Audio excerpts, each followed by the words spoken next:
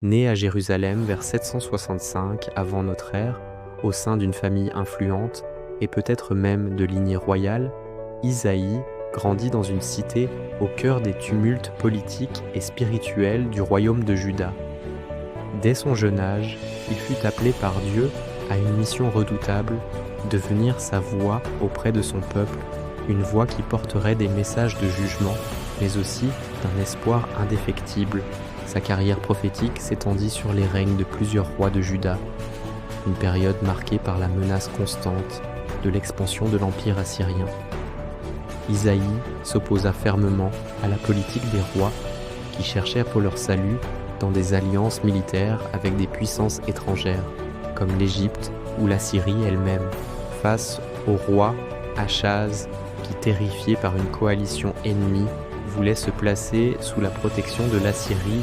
Isaïe plaida pour une confiance totale en l'Éternel, annonçant la naissance d'un enfant Emmanuel, Dieu avec nous, comme signe de la fidélité divine.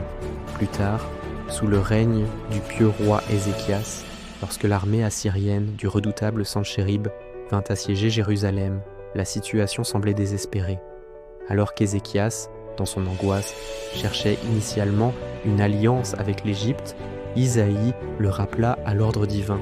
Le prophète encouragea la résistance, non par la force des armes, mais par la foi. Il annonça une délivrance miraculeuse et, conformément à sa parole, l'armée assyrienne fut frappée par un fléau et se retira, sauvant Jérusalem de la destruction. Mais l'œuvre d'Isaïe ne se limita pas aux affaires politiques de son temps. Ses prophéties, recueillies dans le livre qui porte son nom, transcendent les siècles. Il a brossé le portrait d'un futur Messie, un descendant de David qui établirait un royaume de paix et de justice éternelle. C'est lui qui a parlé d'un serviteur souffrant, un homme méprisé et abandonné, qui porterait les péchés de beaucoup et apporterait la guérison par ses meurtrissures. Ces visions prophétiques sont devenues une pierre angulaire de l'espérance juive et, plus tard, de la foi chrétienne, qui a reconnu en Jésus de Nazareth l'accomplissement de ces paroles anciennes. Le ministère d'Isaïe, rempli de courage et de confrontation avec les puissants, connut une fin tragique. Selon la tradition, il fut martyrisé sous le règne du cruel roi Manassé, qui s'était détourné de Dieu pour se livrer à l'idolâtrie. On raconte qu'il aurait été scié en deux, scellant par son sang le témoignage de sa vie dévouée à la parole de Dieu. L'héritage d'Isaïe est immense.